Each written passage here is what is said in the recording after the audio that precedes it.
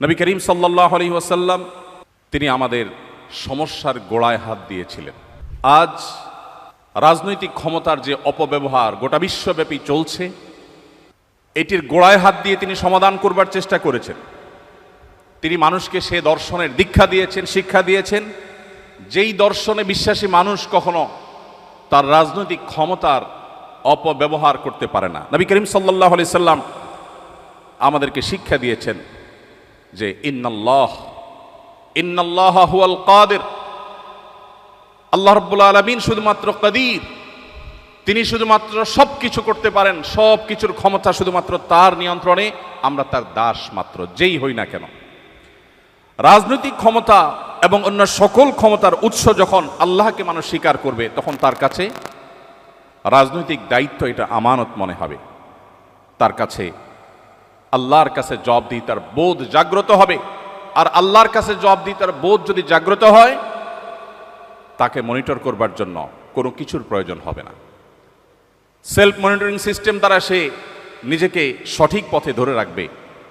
আজকের পৃথিবী আজও যদি মুহাম্মদ সাল্লাল্লাহু আলাইহি সাল্লামের সেই জীবন দর্শনকে ধারণ করে, আজ যে সমস্যাগুলো আমরা দেখছি, এগুলোর সমাধানের পথ অনেক সহজেই তারা খুঁজে পাবে।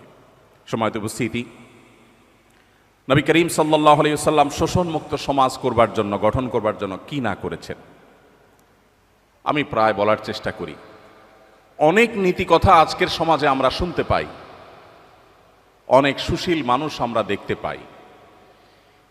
এমন মানুষ কি পৃথিবীতে আমরা একজনও দেখাতে পারবো যিনি নিজের জন্য যে জামা কিনেন, নিজের গাড়ির ড্রাইভারের জন্য সেম জামা কিনেন, নিজের বাচ্চার জন্য যে জামাটা কিনেছেন, নিজের বাসার কাজের বুয়ার বাচ্চাটার জন্য গিফট হিসাবে যে জামা কিনবেন, সে একই জামা কিনেছেন? এরকম মানুষ পৃথিবীতে আমরা একজনও আছি কিনা আমি জানি না। কিন্তু মুহাম্মদ সাল্লাল্লাহু আলাইহি সাল্লাম সেই মানুষ যিনি বলেছেন, ইখওয়ানুকুম খাওয়ালুকুম, তোমাদের অধীনস্থ মানুষেরা তোমাদেরই ভাই, তাদেরকে তোমাদের সাথে বসে খাওয়াও, তোমরা যা খাও তাদেরকে তাই খাওয়াও, তোমরা যা পরো তাদেরকে তাই পরিধান করাও। প্রিয় ভাইরা আমার, তিনি শুধুমাত্র নীতিবাক্য বলে ক্ষান্ত হননি, তিনি যা বলেছেন তার প্রতিটি কথাকে তিনি বাস্তবায়ন করে গেছেন। পৃথিবীর অন্য সব দার্শনিক, অন্য সব ব্যক্তিবর্গের সাথে তার পার্থক্যের জায়গাটা এখানে।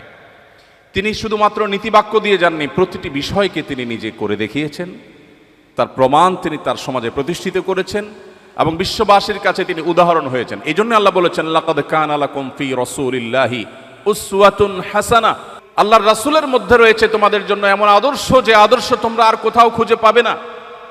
পৃথিবীতে কোনো মনীষী পাওয়া কঠিন হবে, তিনি যত বড় মহানই হন না কেন, যে তার বাসার অধীনস্থ কাজের লোকদের জন্য সেই পোশাক কিনবেন যে পোশাক তার গায়ে থাকবে, একই গাড়িতে চলবেন, ড্রাইভার এবং তার পোশাকে কোনো পার্থক্য থাকবে না, একই জামা, একই ব্র্যান্ডের, হয়তো একই কালারের জামা তিনি পরবেন এবং পরাতে দিবেন। এত মহান মানুষ পৃথিবীতে মুহাম্মদ সাল্লাল্লাহু আলাইহি সাল্লাম ছাড়া আর কাউকে পাওয়া সম্ভব নয়। সম্মানিত উপস্থিতি, শোষণমুক্ত সমাজ গড়ে তোলার জন্য শ্রমিকের অধিকার নিয়ে কি না করেছেন তিনি। পৃথিবী বলছে শ্রমিকের অধিকার দাও, নবীজি বলছেন না, হয়নি। শ্রমিকের অধিকার দেওয়া নয়, ঘাম শুকাবার আগে দিতে হবে।